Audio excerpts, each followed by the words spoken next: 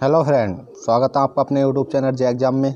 तो फ्रेंड, चलते हैं अपने कुछ क्वेश्चनों की ओर।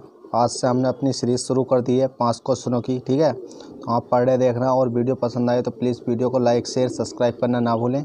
तो चलते हैं, पहला क्वेश्चन देखते हैं बिना समय वेस्ट किए रहे हुए। अगर आपने इस प्रकार के क्वेश्चन नहीं देखे हैं अभी तक, तो आप क्या करना है, प्रीवियस वीडियो देखना, उसमें सब क्वेश्चन मिल जाएंगे। अगर आपने अभी तक प्रीवियस वीडियो नहीं देखी है तो उन्हें देखिए, उसके बाद ये क्वेश्चन आपको बहुत इजी लगेंगे। तो चलिए, क्वेश्चन नंबर 1 है, वर्तमान में ए और बी की आयु का अनुपात 5:7 है और 8 वर्ष बाद यह अनुपात 7:9 हो जाएगा।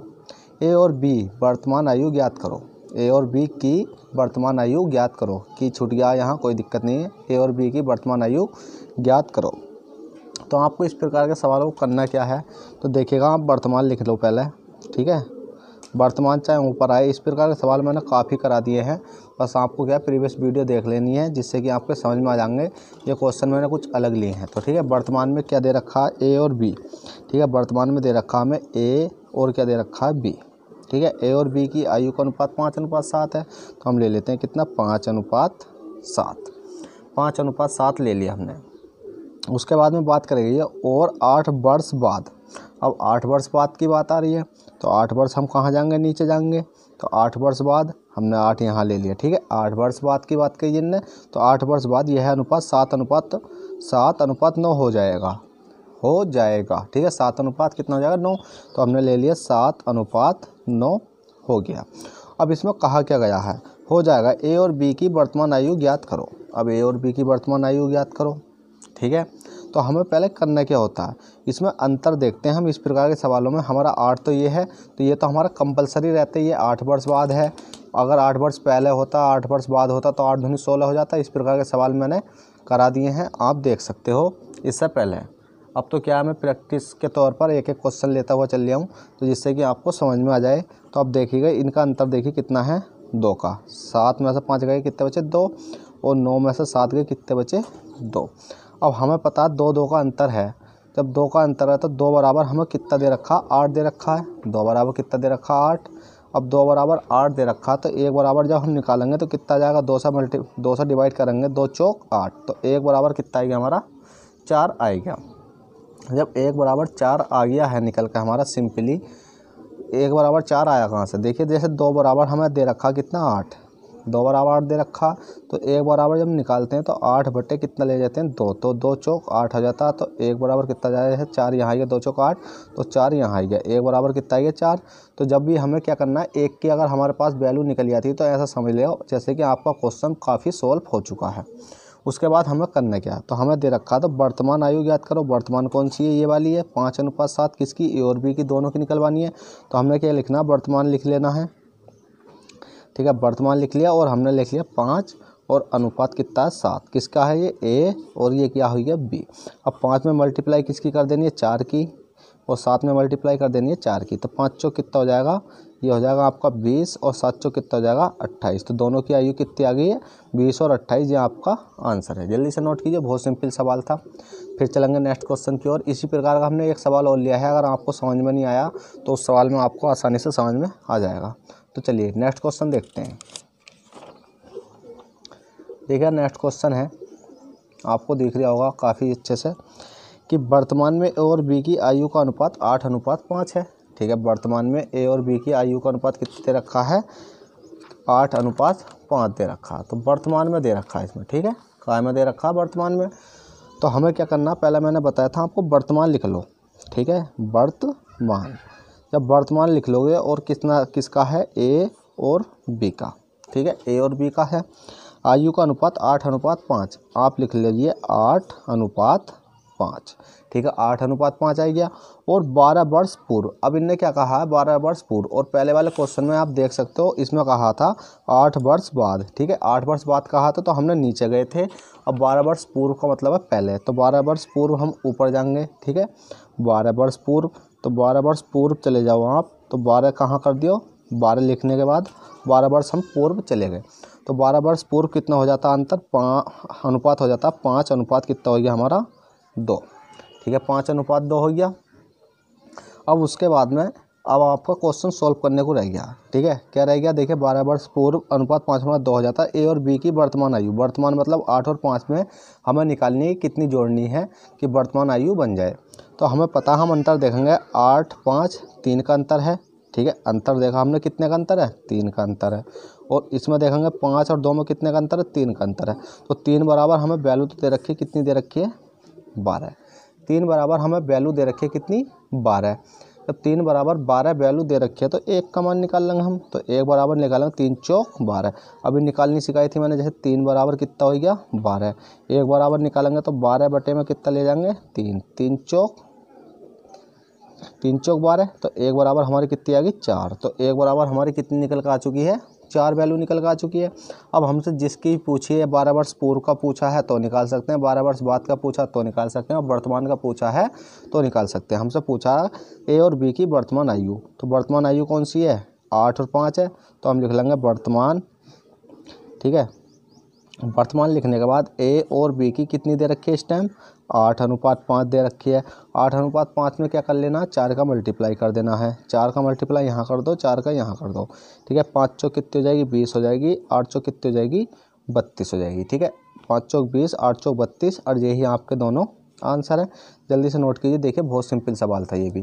ठीक है, चलते हैं फिर अगले, मतलब हम कोई नया कॉन्सेप्ट के सवाल देखेंगे।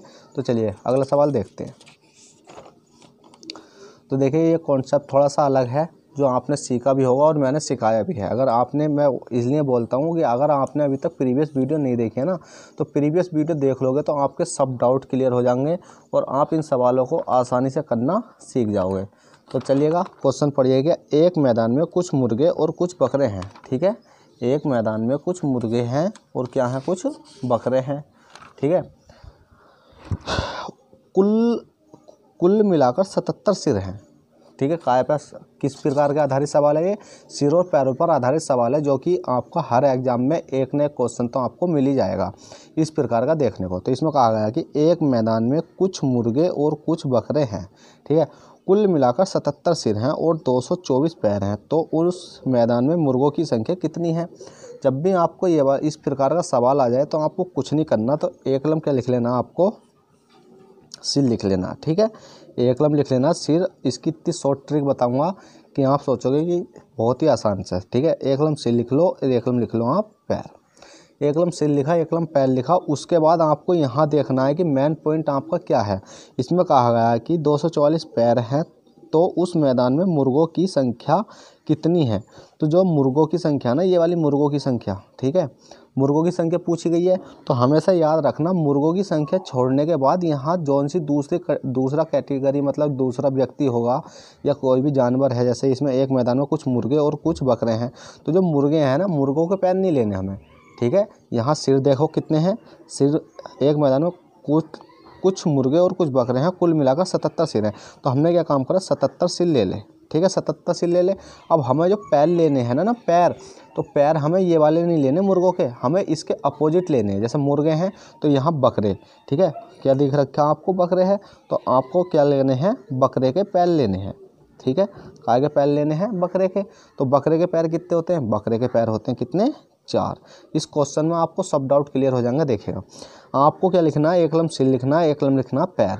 उसके बाद में देखना हमसे पूछे किसके गए हैं। तो हमसे मुर्गों के पैर पूछे गए हैं ना, तो मुर्गों के पैर छोड़कर बकरों के पैरों के, मतलब जो बकरे के पैर होते हैं, जो से दूसरा होता है, एक तो 2 पैर वाला होगा और एक 4 पैर वाला। तो मुर्गा कितने पैर वाला होता है, 2, और बकरा कितने पैर वाला होता है, 4। तो हमें 2 वाला नहीं लेना, 4 वाला लेना है, क्योंकि इसके अपोजिट, जब इसके अपोजिट हम बकरे वाले लेंगे तो जब मुर्गों के पैर निकल कर आएंगे, वो कैसे आएंगे, तो देखिएगा। अब हमने क्या करना है, इसकी मल्टीप्लाई करेंगे, 7 4 7 28, 28 का कितना आएगा, 8, कितने बचेंगे, 2 बचेंगे। 4 7 28 और 2 कितने हो जाएंगे, 30। ठीक है, 380 टोटल आ गए हमारे 380। अब हमें एक काम करना है, जोन से ये सिर हैं और 224 पैर हैं। अब 224 पैर हैं, हमें देखना पैर चाहे ज़्यादा हो, कम हो या अधिक हो, कुछ भी हो, हमें बड़ी वाली संख्या में से छोटी वाली संख्या घटानी है। हमें से ये मत सोचना है कि हमें इसमें से घटानी है, मतलब इस बार अगर ये वाली संख्या निकल कर आई है हमारी, ये जौन सी ये वाली यूनिट है, इस यूनिट में से ये वाली घटानी है, ऐसा नहीं। जौन सी भी बड़ी संख्या है, चाहे ये बड़ी हो, चाहे इसमें जो सी क्वेश्चन में दे रखे ये वाली बड़ी हो, उसमें से हमें छोटी वाली ही संख्या घटानी है। तो इसमें बड़ी संख्या कौन सी ये है, तो हमें छोटी वाली संख्या कौन सी घटानी है 224। तो हम 224 इसमें से माइनस कर देंगे। जब 224 माइनस करेंगे तो कितना जाएगा, 8 में से 4 गए, कितने बचेंगे हमारे 4 बचेंगे। और 30 में से 22 जाएंगे, डायरेक्ट घटा दो, 30 में से 22 जाएंगे तो हमारे कितने बचेंगे 8 बचेंगे। ठीक है, 8 बचे। अब जोन से ये 8 बचते हैं उसके बाद हमें क्या करना, हमेशा याद रखना बस एक ही चीज़ से डिवाइड देना, जो हमारे शेष बचेंगे उसे 2 से हम डिवाइड दे देंगे, 2 से भाग करना है।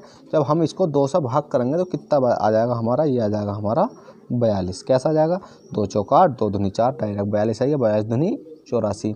अब 42 क्या आ गए, ये आ गए हमारे मुर्गों की संख्या कितनी आ गई, मुर्गों की संख्या कितनी है 42। तो ये क्या आ गए हमारे मुर्गे। ठीक है, ये क्या आ गए हमारे मुर्गे।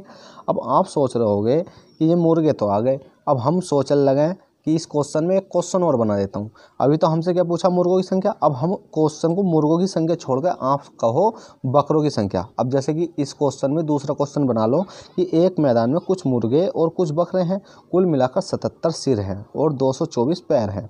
तो उस मैदान में बकरों ठीक है, बकरे लिख लो हैं, बकरों की संख्या कितनी है। पहले काय की पूछी, मुर्गों की हमने निकाल ली। अब इसके बाद में इस क्वेश्चन में मैंने दूसरा क्वेश्चन लगा दिया कि बकरों की संख्या कितनी है। तो बकरों की निकालने के लिए मैंने बताया था एक लम लिखो सिर और एक लम लिखो पैर। अब सिर तो हमारे 77 हैं ही। अब हमें पता बकरों की संख्या हमसे पूछी गई है, इसको दूसरा वाला क्वेश्चन मान लेना, इसको बकरों की पूछी गई तो हमें काय के लेने हैं, मुर्गों के। तो मुर्गों के हम लेंगे तो कितने से लेंगे, मल्टीप्लाई करेंगे, मुर्गों के पैर कितने होते हैं। तो अब 77 दूनी कितने होते हैं 154, 77 दूनी 154। जैसे 2 सत्ते 14 का 4 हासिल बचा 1, 2 सत्ते 14 1 15, 154 हो गया। अब मैंने बताया था कि हमेशा याद रखना कि बड़ी वाली संख्या में से छोटी वाली संख्या घटेगी। बड़ी वाली संख्या में से जौन सी यहाँ दे रखी होगी और यहाँ जो निकल कर आएगी, इन दोनों में से जौन सी बड़ी संख्या होगी उनमें से क्या होगा कि छोटी वाली संख्या घटेगी। जैसे यहाँ बड़ी संख्या ये थी तो हमने ये घटा दी। अब हमें पता बड़ी संख्या कौन सी है 224 है, तो हमें घटानी कौन सी होगी 154। तो हम अलग लिख लेते हैं 224 में से अब 154 घटाएंगे हम तो कितने बचेंगे। देखिए 4 में से 4 गए, 0 आ गया। और 15 7 कितने होते हैं 22, तो मतलब 22 में से 7 गए, 22 में से 15 गए, कितना आ गया 7। अब हमें पता 70 बच गए जी हमारे। तो 70 को हमने बताया था 2 से डिवाइड कर दो, 2 से डिवाइड करोगे तो जैसा हमने यहाँ काटा कितना बचा 42, और ऐसा काटेंगे तो हमारा कितना आ जाएगा 35। तो 35 दूनी 70। अब 35 क्या निकल गए, ये हमारे यहाँ बकरे निकल गए। ये क्या 35 हमारे बकरे, बकरों मान लो या बकरे मान लो, ठीक है बकरे। अब 35 निकल के आए हमारे बकरे, यहाँ आपका आंसर है।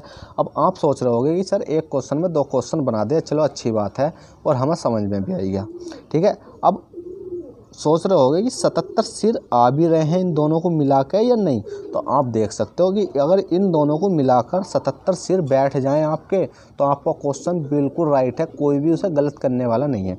अगर आप चाहो तो इसे मिलाकर देख सकते हो। देखिए 5 और 2 कितने हो जाएंगे 7, और 4 और 3 कितने हो जाएंगे 4 और 3 कितने हो जाएंगे 7। तो 77 क्या आ गए हमारे ये सिर, 77 क्या सिर।